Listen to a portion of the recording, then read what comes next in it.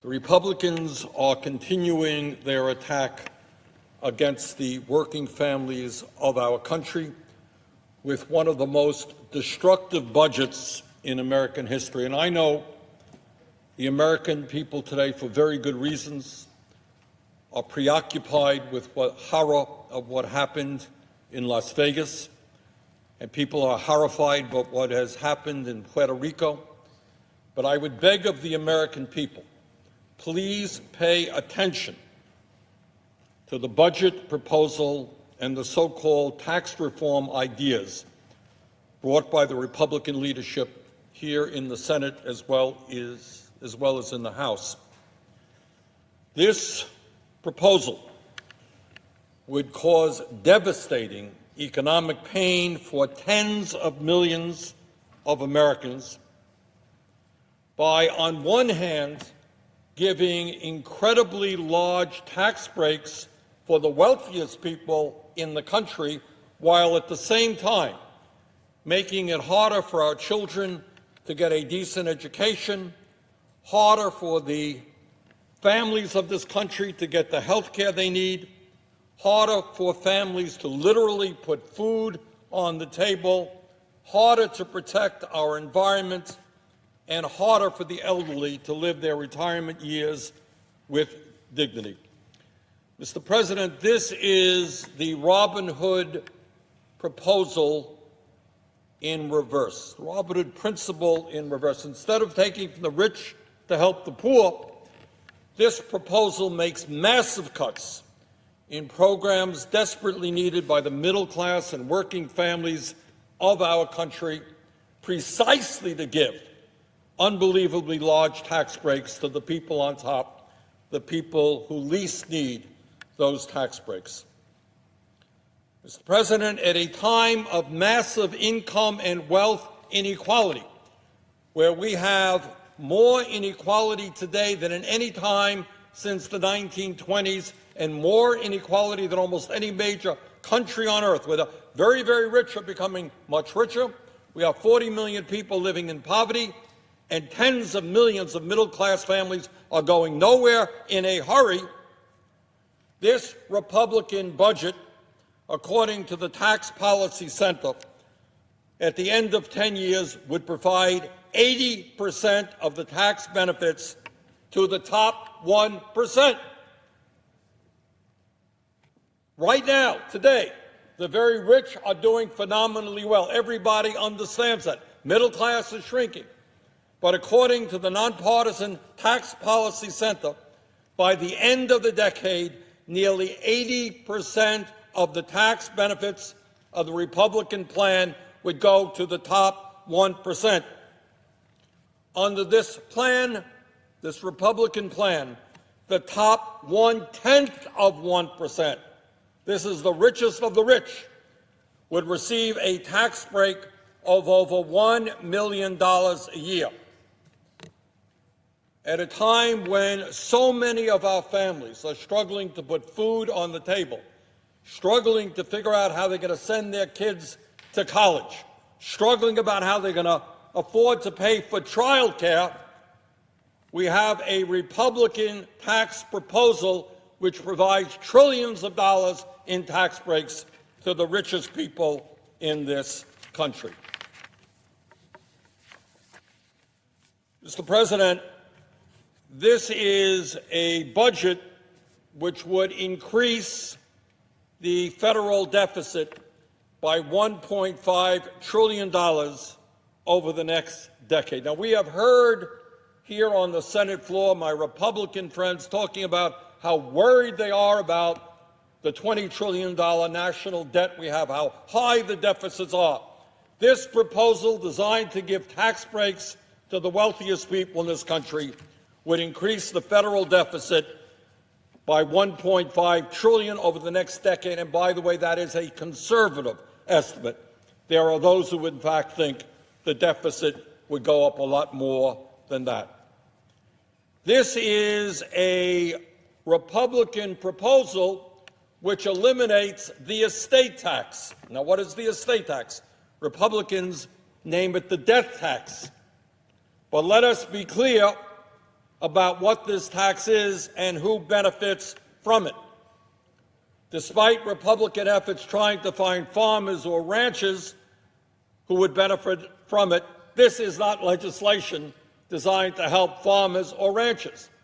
This is legislation designed to help the top 0.2%. 99.8% of the American people would not benefit one nickel from the repeal of the estate tax. Only the wealthiest of the wealthy. If this Republican proposal to repeal the estate tax would go through, the Walton family of Walmart, the wealthiest family in America, would receive a tax cut of up to $52 billion. Does anybody for 1 second think that at a time when so many of our people are struggling, when we have a $20 trillion national debt, that we should be passing legislation that gives the wealthiest family in this country up to a $52 billion tax break by repealing the estate tax? But it's not just the Walton family, of course. This is a budget that says that if you are the second wealthiest family in America, the Koch brothers, and this, by the way, just coincidentally, no doubt, I know it's amazing how these coincidences take place, Koch brothers are a family that has contributed hundreds of millions of dollars year after year to the Republican Party to elect candidates who will represent the wealthy and the powerful. Well, just coincidentally, that family would receive a tax break of up to $38 billion. So people say, well, why is the Koch brothers, why are they contributing hundreds of millions of dollars every campaign cycle? That's a huge amount of money. Yeah, it is a huge amount of money for normal families. But when you're the second wealthiest family and your family can get a tax break of $38 billion, contributing a few $100 million every campaign cycle is pocket change. It's a good investment. Mr. President, this is a budget that will cut Medicare by $450 billion. Now, right now in this country, we have millions and millions of seniors who are struggling to make ends meet. They can't afford their prescription drugs, can't afford to keep their homes warm in the wintertime, and yet this budget, Republican budget, would cut Medicare by $450 billion. Now, the Republicans tried time after time after time, despite massive opposition from the American people, to repeal the Affordable Care Act. And in every one of their pieces of legislation, they made devastating cuts in Medicaid. Well, they're back again. Ostensibly, this is not a health care piece of legislation. It is a budget. It is so-called tax reform. There is $1 trillion in cuts in the Medicaid program. So if you were worried last week and 2 weeks ago and a month ago what these horrific Republican health care bills would do, stay worried, because this bill will cut $1 trillion over 10 years in Medicaid, resulting in at least 15 million Americans losing their health insurance. Can you imagine a set of priorities which says we're going to throw 15 million people off of health insurance in order to give tens of billions of dollars in tax breaks to the wealthiest families in this country? Unbelievable. It really is unbelievable. But this proposal not only adds to the deficit, not only makes massive cuts to Medicare and Medicaid, it also impacts the American people in many, many ways. We have a program in this country called the Women, Infants, and Children Program. And at a time when the United States has the highest rate of infant mortality of any major country on earth, What we do to try to deal with that issue is provide help to low-income pregnant women and their babies after the babies are born. This Republican budget would make about $6.5 billion in cuts to the WIC program, eliminating nutrition assistance to over 1.2 million pregnant women, new moms, babies, and toddlers in Vermont and all over this country. Here are the priorities: tax breaks for the Walton family, for the Koch brothers family, for billionaires, and cuts in programs for low-income pregnant women who want to have healthy babies. At a time when the cost of child care has skyrocketed all over this country, the state of Vermont, very serious problem. Families cannot find affordable child care. The Republican budget eliminates Head Start services for 25,000 children each and every year by cutting this program by about $3 billion. In total, the Republican budget would cut more than $5 trillion from education, health care, affordable housing, child care, transportation, and other programs that the working families of this country desperately rely upon. And let's be clear about something else. This is not me talking. This is Republican economists saying the same thing. What is the theory underlying this whole approach of giving tax breaks to billionaires? The theory is that when you give tax breaks to billionaires and large multinational corporations, somehow or another they're going to start using the new revenue they acquire to invest in the economy and create decent-paying jobs. This is the so-called trickle-down economic theory. And this is a theory that Senate Republicans and President Trump have embraced with this budget. But the fact is that anyone who looks at history understands that that whole theory is a fraud. It has always been an abysmal failure.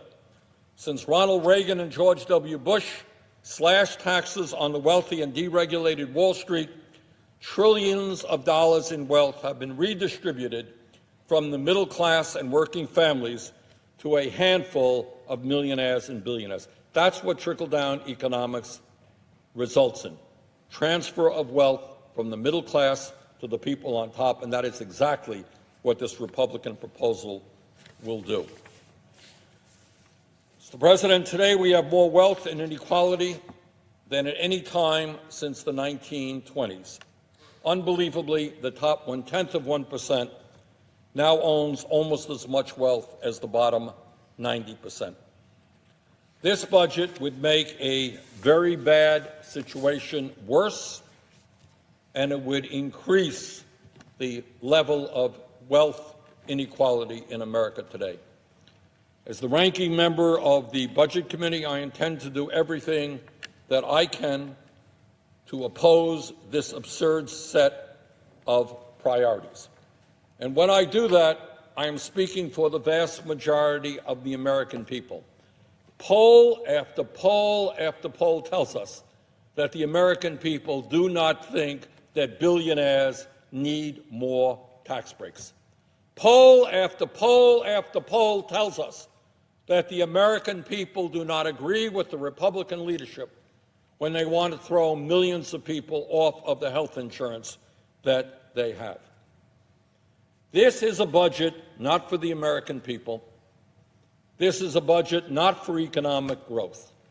This is a budget paid for, fought for by the Koch brothers and a handful of billionaires who will gain very handsomely if this budget were to be passed.